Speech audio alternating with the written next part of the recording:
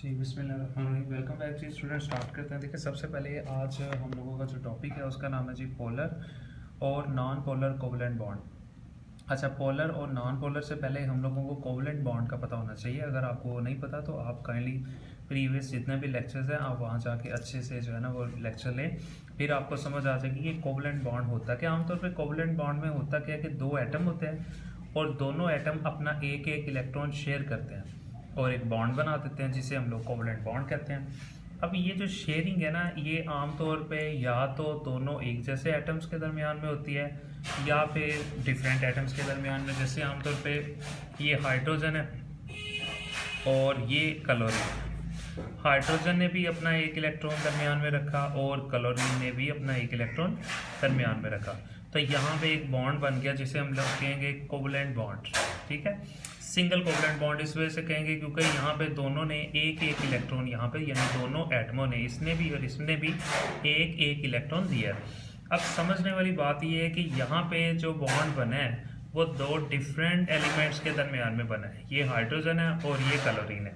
अब मैं एक और आपको बॉन्डिंग दिखाता हूँ जो एक जैसे एटम्स के दरमियान में बनता है। जैसा कि ये भी हाइड्रोजन है, ये भी हाइड्रोजन है। अब इन दोनों के दरमियान में जो बॉन्ड बना है, ठीक है, एक ये बॉन्ड है। अब यहाँ पे दोनों एलिमेंट्स या दोनों एटम्स क्या है, सेम है। एक इलेक्ट्रॉन इसने दिया और एक इलेक्ट्रॉन इसने दिया। तो यहाँ पे वो यानी कि वो आपको समझाने की कोशिश कर रहा है कि देखिए ना, जब भी कोवलेंट बॉन्ड बनता है या फिर वो दो डिफरेंट एलिमेंट्स के दरमियान में बनता है, तो या फिर वो एक जैसे एटम्स के एलिमेंट्स के दरमियान में बनता है। तो इसके बारे में वो यहाँ पे आपसे डिस्कस करने लगे। तो होता क्या है कि जब अगर तो दोनों एक जैसे एलिमेंट हो तो फिर ये जो इलेक्ट्रॉन का जोड़ा है ना, ये दरमियान में ही रहता है। इसको ये भी उतना ही खींचता है इस जोड़े को, और ये जो हाइड्रोजन है ये भी इस जोड़े को उतना ही खींचता है जितना ये खींच रहा है। तो ये इलेक्ट्रॉन का जोड़ा दरमियान में ही पड़ा रहता है इस केस में, जब दोनों एलिमेंट सेम हो। लेकिन अगर दोनों डिफरेंट हो तो फिर स्टोरी कुछ और होती है। फिर क्या होता है कि वो वाला एलिमेंट जो थोड़ा सा ज़्यादा इलेक्ट्रोनेगेटिव होता है, यानी वो एलिमेंट जो थोड़ा सा ज़्यादा इलेक्ट्रोनेगेटिव होता है, जो कोशिश करता है कि इलेक्ट्रॉन का जोड़ा, अब ये क्या करता है, अब जैसे आमतौर पे क्लोरीन ज़्यादा इलेक्ट्रोनेगेटिव है, ये इलेक्ट्रॉन्स को ज़्यादा खींचता है, तो ये क्या करेगा, ये जोड़े को अपनी तरफ ज़्यादा खींच लेगा। यानी इलेक्ट्रॉन्स का जो जोड़ा होगा हाइड्रोजन से दूर हो जाएगा और क्लोरीन के थोड़ा सा पास हो जाएगा, क्योंकि क्लोरीन इस जोड़े को अपनी तरफ खींच रहा है। तो इसके नतीजे में ना दो चीज़ें पैदा होंगी। क्लोरीन के ऊपर चार्ज पैदा होगा जिसे हम लोग कहेंगे पार्शियल नेगेटिव। पार्शियल का मतलब होता है थोड़ा सा, और नेगेटिव का मतलब आपको पता है। और अब क्योंकि ये इस जोड़े को कम खींच रहा है तो इसके ऊपर एक चार्ज पैदा होगा जिसे कहेंगे पार्शियल पॉजिटिव। उम्मीद है आपको ये वाला कॉन्सेप्ट समझ आ गया होगा जो मैं आपको समझाने की कोशिश कर रहा हूँ कि अगर दोनों एलिमेंट सेम हो तो इलेक्ट्रॉन्स का जोड़ा दरमियान में ही रहता है। लेकिन अगर दो डिफरेंट एलिमेंट्स के दरमियान में कोवलेंट बॉन्ड बने तो ये जो इलेक्ट्रॉन का पेयर जो है ना, ये क्लोरीन यानी कि दोनों एलिमेंट में से कोई भी ज़्यादा खींच सकता है। जैसा कि इस एग्जांपल में क्लोरीन इस जोड़े को अपनी तरफ ज़्यादा खींच रहा है, तो ये इलेक्ट्रॉन का जोड़ा क्लोरीन वाली साइड पे थोड़ा सा ना ज़्यादा होगा। अब उसके नतीजे में क्या हुआ कि क्लोरीन के ऊपर एक पार्शियल नेगेटिव चार्ज आ गया। इसका मतलब ये कि क्लोरीन ज़्यादा खींचता है, और इसके ऊपर पार्शियल पॉजिटिव चार्ज है जो कि हमें ये बता रहा है कि जनाब ये इलेक्ट्रॉन के जोड़े को कम खींच रहे हैं। तो इसके ऊपर पार्शियल पॉजिटिव निशान लगाया और इस पर पार्शियल नेगेटिव। तो उम्मीद है आपको ये वाला कॉन्सेप्ट समझ आ गया होगा। अब हम यहाँ से जो आपकी डेफिनेशन है, 3-4 डेफिनेशन है, इस पेज पे लॉन्ग नहीं आता ये वाला, ठीक है। तो इसमें से 3-4 डेफिनेशन है, अगर आ भी जाए तो मैं आपको बता देता हूँ कि इसमें से क्या था। मैं यहाँ पे आपको ये बताना चाह रहा है कि अगर कोवलेंट बॉन्ड दो एक जैसे एटम के दरमियान में तश्कील पाए तो जो बॉन्ड पेयर इलेक्ट्रॉन का जो जोड़ा होगा, यानी वो वाला जोड़ा जो बॉन्ड बनाता है, जैसा कि यहाँ पे देखिए ये वाला, यहाँ पे अगर आपको वो कह रहा है दोनों एक जैसे एटम है, तो फिर ये वाली एग्जांपल रहेगी, दोनों एक जैसे एटम है और इनके दरमियान में ये इलेक्ट्रॉन का जोड़ा है जिसे बॉन्ड पेयर कहेंगे। कहता है अगर दो एक जैसे एटम्स के दरमियान में बॉन्ड बने तो फिर क्या होता है, बॉन्ड पेयर इलेक्ट्रॉन का जो जोड़ा होता है दोनों एटम्स की जानब यकसा तौर पर अट्रैक्ट होता है। यानी ये जो इलेक्ट्रॉन्स का जोड़ा है ना, ये यकसा अट्रैक्ट होगा। अट्रैक्ट का मतलब खींचा जाएगा, इसको ये भी उतना ही खींचेगा, इसको ये भी उतना ही खींचेगा अपनी तरफ। इस किस्म के बॉन्ड को वो कहता है जी नॉन पोलर कोवलेंट बॉन्ड कहते हैं, ये डेफिनेशन हो जाएगी जी नॉन पोलर कोवलेंट बॉन्ड की। ये बॉन्ड इलेक्ट्रॉन पेयर की मुसावी शेयरिंग की सूरत में तश्कील पाता है। वो आपको थोड़ा सा डिटेल में बता रहा है कि ये बॉन्ड तब बनता है जब इलेक्ट्रॉन का जो जोड़ा है ना मुसावी शेयरिंग होता है। मुसावी शेयरिंग का मतलब ये होता है कि जो इलेक्ट्रॉन का जोड़ा है वो जितना इस तरफ होता है उतना ही वो इस एटम के करीब होता है, यानी दरमियान में होता है। शेयरिंग बिल्कुल इनकी इक्वल होती है।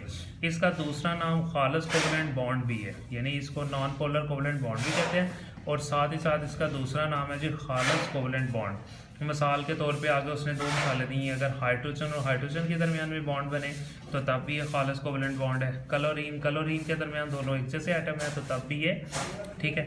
यहाँ तक ये डेफिनेशन हो जाएगी जी नॉन पोलर कोवलेंट बॉन्ड की, या फिर इसका जी दूसरा नाम है जो कि मैं आपको बता चुका हूँ जो खालिस कोवलेंट बॉन्ड। अगर आपसे डेफिनेशन पूछे खालिस कोवलेंट बॉन्ड की तो तब भी आपने यही लिखना है, और अगर आपसे वो डेफिनेशन पूछे जी नॉन पोलर कोवलेंट बॉन्ड की तो तब भी आपने यही डेफिनेशन लिखनी है। अच्छा, अब मज़ीद थोड़ा सा डिस्कस कर लेते हैं। अब दूसरी डेफिनेशन है जी, ये तो होगी नॉन पोलर की। अब हम बात करते हैं जी पोलर कोवलेंट बॉन्ड की। अब पोलर कोवलेंट बॉन्ड में क्या होता है, दोनों एटम्स जो हैं वो दोनों डिफरेंट होते हैं। यहाँ पे तो एक जैसे एटम थे, अब यहाँ पे वो कह रहा है कि दोनों एटम्स डिफरेंट हो गए तो इलेक्ट्रॉन्स का जो जोड़ा होगा वो क्या होगा, किसी एक एटम के ज़्यादा करीब होगा। जैसा कि इस मिसाल के अंदर ये जोड़ा इस तरफ से दूर है और इसके थोड़ा सा पास है। अब इसने ज़्यादा खींचा है, इसका मतलब ये थोड़ा नेगेटिव है। अब क्योंकि ज़्यादा खींचा है इसके ऊपर ज़्यादा पार्शियल नेगेटिव चार्ज आ जाएगा, इसने कम खींचा है तो इसके ऊपर पार्शियल पॉजिटिव चार्ज यहाँ पे उसने जनाब यहाँ पे लगा दिया। तो यही आपको वो यहाँ पे जी समझाने की कोशिश कर रहा है, ये डेफिनेशन है, ठीक है। ये जो ऊपर डेफिनेशन पढ़ी थी ये नॉन पोलर की थी, तो अब हम पोलर की डेफिनेशन पढ़ेंगे। अगर कोवलेंट बॉन्ड तो मुख्तलिफ किस्म के एटम्स के दरमियान में बने, ठीक है, तो फिर वो कह रहा है तो बॉन्ड पेयर इलेक्ट्रॉन्स का जो जोड़ा है, ठीक है, उसके अंदर अट्रैक्शन की फोर्स बराबर नहीं होगी। यानी अट्रैक्शन की फोर्स बराबर होने का मतलब वो जोड़ा दोनों तरफ बराबर नहीं होगा बल्कि किसी एक तरफ ज़्यादा चला जाएगा। इनमें से एक एटम दूसरे की निस्बत बॉन्ड पेयर को अपनी जानब ज़्यादा खींचेगा। यही वो आपको बताने की कोशिश कर रहा है कि एक एटम ऐसा होगा जो इस पेयर को अपनी तरफ ज़्यादा खींचेगा दूसरे की निस्बत। तो उससे फिर होगा क्या, कहता है वो जो अपनी तरफ ज़्यादा खींचेगा ना, जैसा कि एग्जांपल में क्लोरीन इस जोड़े को अपनी तरफ ज़्यादा खींच रहा है, तो क्लोरीन सिंपल सी बात है ज़्यादा इलेक्ट्रोनेगेटिव है। इलेक्ट्रोनेगेटिव का मतलब ये है कि वो ज़्यादा इलेक्ट्रॉन के जोड़े को खींचता है।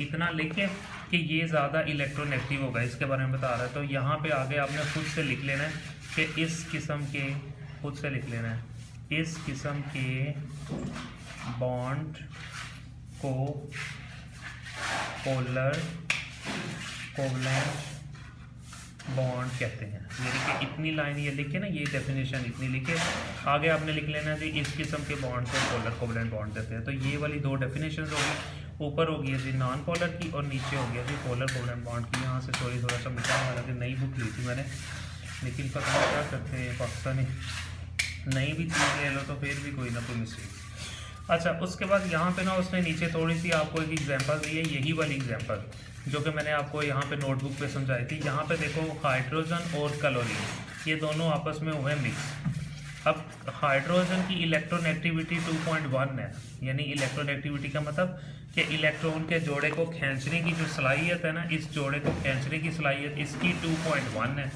जबकि वो कह रहा है कि क्लोरीन की जो इलेक्ट्रोनेगेटिविटी है इस जोड़े को खींचने की वो है जी 3.0, तो कि यहाँ पे उसने लिखी भी हुई है, यानी कि मेंशन भी कर दी है।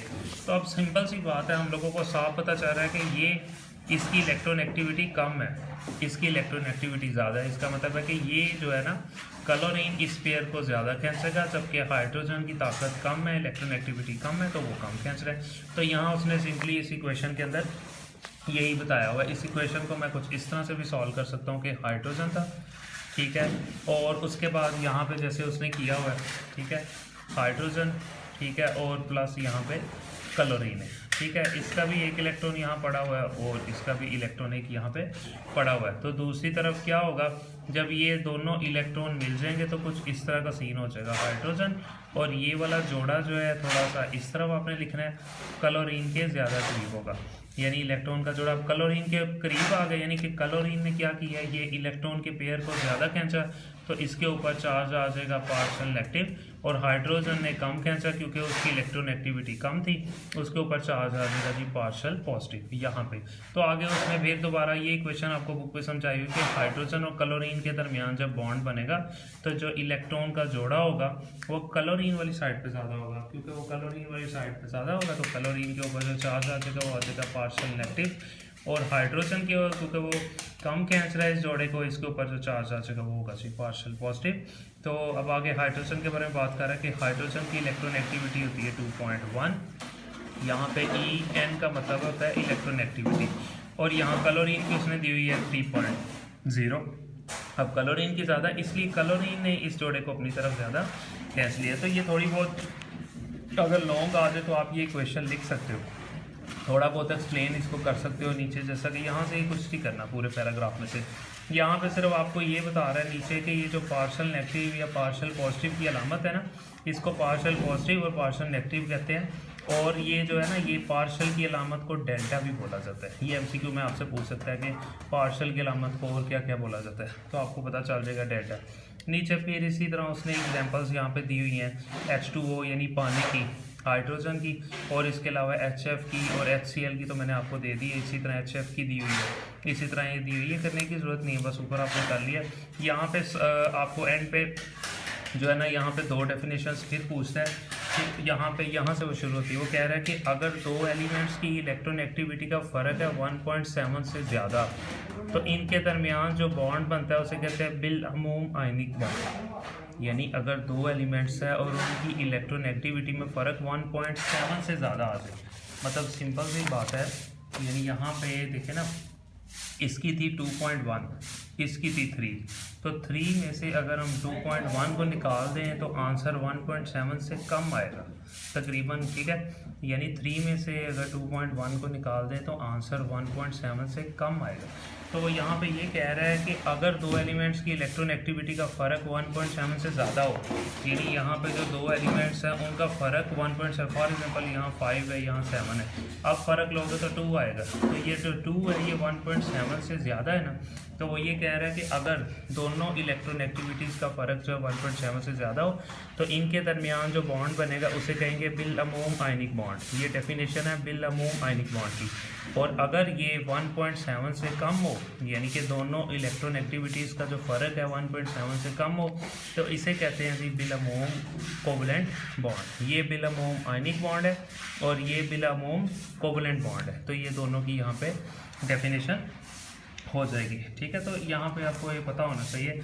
इसके अलावा यहाँ से मैंने आपको बताया नहीं है कि देखिए जब आप ये लिख लेंगे ना डेल्टा वगैरह, तो यहाँ पे एक डेफिनेशन पूछ सकता है कि पोलर कोवलेंट बॉन्ड के नतीजे में बनने वाले कंपाउंड को पोलर कंपाउंड भी कहा जाता है। मतलब यहाँ से आपने लिखना शुरू करना है और इतना आपने लिख के उसके बाद फिर आपने क्या करना है, सारा करके डेल्टा की अलामत नीचे उसने कहा है कि जब भी दो एलिमेंट्स के दरमियान पोलर कोवलेंट बॉन्ड बनता है, तो आपको पता है ना पोलर कोवलेंट बॉन्ड दो डिफरेंट एलिमेंट्स के दरमियान में बनता है, जैसा कि यहाँ है, तो यहाँ पे जो बॉन्ड बना वो पोलर कोवलेंट बॉन्ड था, तो इसके नतीजे में ये एक पूरा कंपाउंड बन गया, तो कहता है इस कंपाउंड को कहेंगे जी पोलर कंपाउंड। ये पोलर कंपाउंड की डेफिनेशन हो जाएगी, जो कि बहुत ज़्यादा इंपॉर्टेंट थी। पोलर कंपाउंड की डेफिनेशन भी आपसे एग्जाम में वो पूछ सकता है, तो अगर आपसे पोलर कंपाउंड की डेफिनेशन पूछे आप यहाँ तक लिख लें। उसके बाद एग्जाम्पल पानी, हाइड्रोजन क्लोराइड और हाइड्रोजन क्लोराइड, ये 3 एग्जाम्पल आप यहाँ पे लिख सकते हैं। हाइड्रोजन क्लोरीन की लिख दें, हाइड्रोजन और क्लोरीन की लिख दें और साथ पानी की लिख दें। अब ये ऑक्सीजन का एटम है, हाइड्रोजन को भी अपनी तरफ खींच रही और इस हाइड्रोजन को भी अपनी तरफ खींच रहा है, लेकिन हाइड्रोजन क्या कर रहा है, ये जोड़े को, ठीक है, कम खींच रहा है, और यहाँ पे जो है ये क्या कर रहा है, ज़्यादा खींच रहा है, यानी कि ये हाइड्रोजन कम खींच रहा है और ऑक्सीजन इस जोड़े को अपनी तरफ ज़्यादा खींच रही है। यहाँ पे भी ऐसे ही है, ऑक्सीजन जो है इस इलेक्ट्रॉन के जोड़े को क्या कर रही है, ज़्यादा खींच रही है, इसमें कम खींच रही है। तो सिंपल सी बात है, जब ये ज़्यादा खींच रही है तो इसके ऊपर पार्शियल नेगेटिव चार्ज आ जाएगा, और ये कम खींच रही है तो इसके ऊपर चार्ज जो है पार्शियल पॉजिटिव आ जाएगा। ये 3 एग्जांपल आप लिख लें और साथ पोलर कोवलेंट कंपाउंड की यहाँ पे डेफिनेशन आपको समझ आ गई होगी। अब यहाँ पे जो है आप लोगों का ये टॉपिक पूरा 100% कंप्लीट हो गया।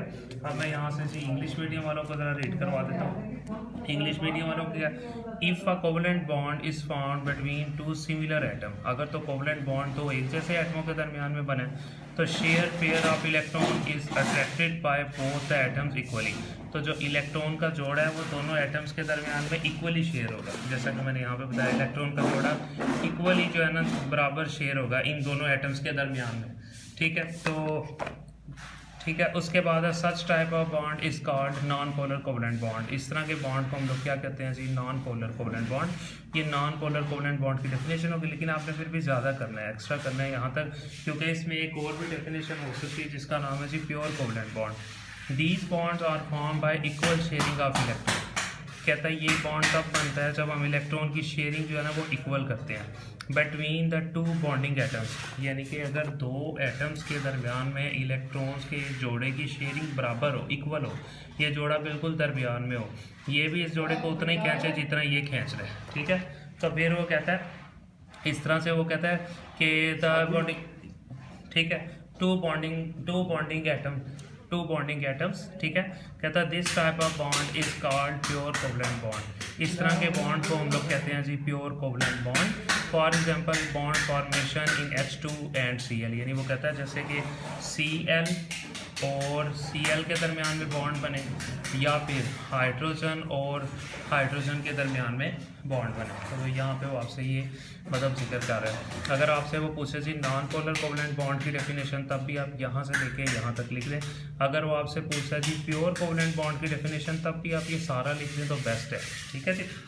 उसके बाद हम बात कर लेते हैं, ये तो होगी जी जो डेफिनेशन जो है नॉन पोलर की। वो कह रहा है कि if the covalent bond is found between two different types of atom, अगर कोवलेंट बॉन्ड जो है ना दो डिफरेंट एटम्स के दरमियान में बन रहा है, जैसा कि यहाँ पे दोनों डिफरेंट है, तो फिर क्या होगा, such type of bond then the bond pair of electron will not be attract. कहता फिर जो इलेक्ट्रॉन का जो जोड़ा है ना विल नॉट अट्रैक्ट, वो अट्रैक्ट नहीं होगा इक्वली बराबर बाय द बॉन्डेड एटम्स, यानी बॉन्डेड एटम्स के दरमियान में जो इलेक्ट्रॉन का जोड़ा है ना वो बराबर तकसीम नहीं होगा, यानी कि दोनों तरफ बराबर दरमियान में नहीं रहेगा, बल्कि किसी एक तरफ ज़्यादा चला जाएगा। जैसे इलेक्ट्रॉन का जोड़ा क्लोरीन वाली साइड पे ज़्यादा चला गया, ठीक है। तो वो कहता है यहाँ पे not will be attract equally, यानी इक्वली अट्रैक्ट नहीं रहा ये जो इलेक्ट्रॉन का जोड़ा था दोनों एटम्स के दरमियान में जो बॉन्ड बना रहे हैं। One of the atom will attract the bond pair of electron more strongly.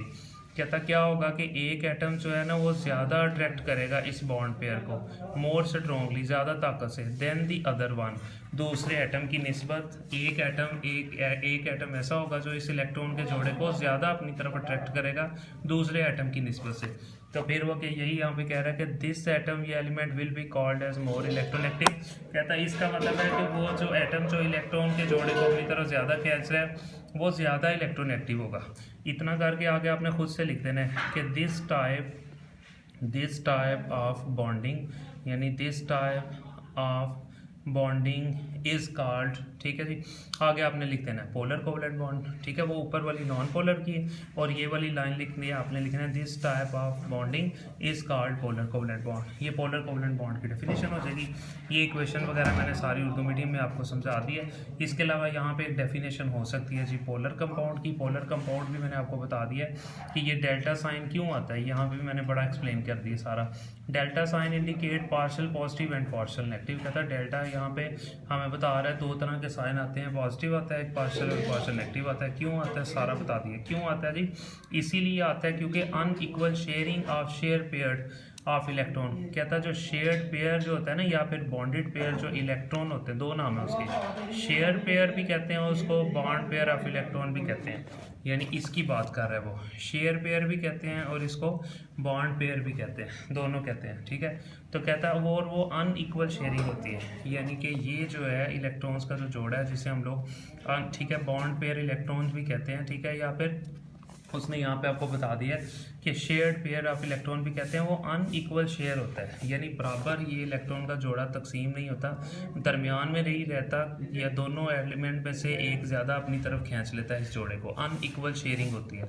तो कहता है इसके नतीजे में the compound resulting from polar covalent bond are called polar compounds. कहता है इसके नतीजे में यहाँ पे जो बॉन्ड बना है जिसे हम लोग पोलर कोवलेंट बॉन्ड कहेंगे, पोलर कोवलेंट बॉन्ड के बनने के नतीजे में जो कंपाउंड तैयार होगा ना उसे हम लोग कहेंगे जी पोलर कंपाउंड। जैसा कि फॉर एग्जांपल यहाँ पे इनके दरमियान में जो बॉन्ड बना है वो पोलर बॉन्ड था, पोलर कोवलेंट बॉन्ड। तो अब ये पोलर कोवलेंट बॉन्ड इन दो एलिमेंट्स के दरमियान में बना, तो अब ये जब दोनों एलिमेंट्स दोनों मिलेंगे तो एक कंपाउंड बन जाएगा। तो कहता है ये जो कंपाउंड होगा ना, क्यों, ये किससे मिलके बना है, ये बना है जी, ठीक है, एक इलेक्ट्रॉन्स के अनइक्वल शेयरिंग की वजह से, या फिर हम ये कह सकते हैं कि ये जो पूरा कंपाउंड बना है ये पोलर कोवलेंट बॉन्ड की वजह से बना है। तो इसलिए हम लोग इस पूरे कंपाउंड के कहेंगे पोलर कोवलेंट कंपाउंड। तो ये डेफिनेशन हो जाएगी जी पोलर कोवलेंट कंपाउंड की। ये सारा मैंने आप लोगों को यहाँ से समझा दिया। उसके बाद आप यहाँ से 3 एग्जांपल्स दी हुई हैं। हाइड्रोजन क्लोरीन वाली आपको यहाँ पे मैंने आपको अच्छे से समझा दी है। इसके अलावा हाइड्रोजन क्लोरीन वाली भी समझाती है। इस पर पार्शियल पॉजिटिव, पार्शियल नेगेटिव। यहाँ पे भी देखें यही आपको समझाने की कोशिश कर रहा है कि जैसे हाइड्रोजन था और एक तरफ फ्लोरीन था, तो क्या हो रहा है, फ्लोरीन जो है इलेक्ट्रॉन के जोड़े को अपनी तरफ ज़्यादा खींच रहा है, तो इसके ऊपर पार्शियल नेगेटिव चार्ज आ जाएगा और इसके ऊपर पार्शियल पॉजिटिव चार्ज आ जाएगा।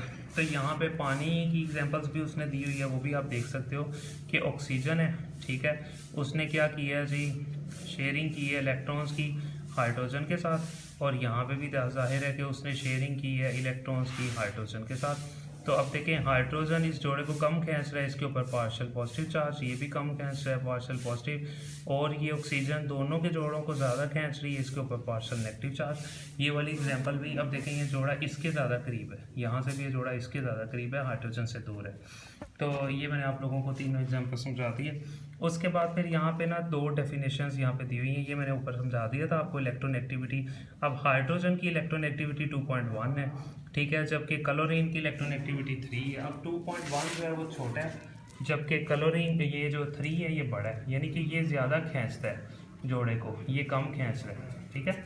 तो वो यहाँ पे कह रहा है कि if the difference of electronegativities between 2 elements, अगर 2 एलिमेंट्स के दरमियान में, यानी कि 2 एलिमेंट्स है और उनकी इलेक्ट्रोनेगेटिविटीज़ का जो फ़र्क है मोर देन 1.7, यानी कि अगर उन दोनों इलेक्ट्रॉन, जैसे यहाँ पे इसकी 3 है खींचने की सलाहियत, इसकी खींचने की सलाहियत 2.1 है, कहता अगर इन दोनों में डिफरेंस ले, यानी दोनों को माइनस करें एक दूसरे में से, अगर ये फ़र्क 1.7 से ज़्यादा आ जाए, ठीक है, तो bond between will be predominantly ionic bond. तो फिर ऐसे बॉन्ड को हम लोग कहते हैं प्रीडोमिनेंटली आयनिक बॉन्ड, यानी कि ऐसे बॉन्ड को हम लोग कहते हैं जी प्रीडोमिनेंटली आयनिक बॉन्ड। ये डेफिनेशन हो जाएगी प्रीडोमिनेंटली आयनिक बॉन्ड की। And if it is less than 1.7, लेकिन अगर ये वाला इन दोनों का फ़र्क, यानी दोनों एलिमेंट्स की इलेक्ट्रोनेगेटिविटीज़ का फ़र्क 1.7 से कम है, तो फिर जो बॉन्ड बनेगा 2 एटम्स के दरमियान उसको कहेंगे जी प्रीडोमिनेंटली कोवलेंट बॉन्ड। ये डेफिनेशन हो जाएगी जी प्रीडोमिनेंटली कोवलेंट बॉन्ड की। जी समझ आ गई, आई होप आप लोगों को अल्हम्दुलिल्लाह बिल्कुल फिटफाट समझ आ गई होगी। लेक्चर काफ़ी बड़ा हो गया, 22 मिनट की वीडियो हो गई है। बहरहाल इसमें काफ़ी मेजर कॉन्सेप्ट से जो है आप लोगों को बड़े अच्छे से समझाने की कोशिश की। लाइट भी नहीं थी, और आप यकीन माने कि इतना पसीना आया हुआ है कि आप यहाँ पे ये देख भी सकते हैं, बिल्कुल सारा जिस्म गीला हो गया। लाइट भी नहीं थी, लेकिन फिर भी मैंने ये वीडियो रेडी की है कि ज़्यादा छुट्टी नहीं करनी। तो फिर भी आप सब्सक्राइब ना करें तो बिल्कुल ये इसी तरह होगा कि जैसे एक आदमी से बंदा सारा दिन मजदूरी करवाए और शाम को उसको ये कहे कि भेज दे, ठीक है यार जा, अल्लाह तेरा भला करे, और उसको कुछ भी ना दे, तो ये बड़ी गलत बात होगी। लाजमी सब्सक्राइब ज़रूर करें, चैनल को शेयर करें, ठीक है, और लिंक को शेयर करें, लाजमी अपने दोस्तों को, कज़न्स को ज़रूर बताएं। ठीक है जी, थैंक यू सो मच।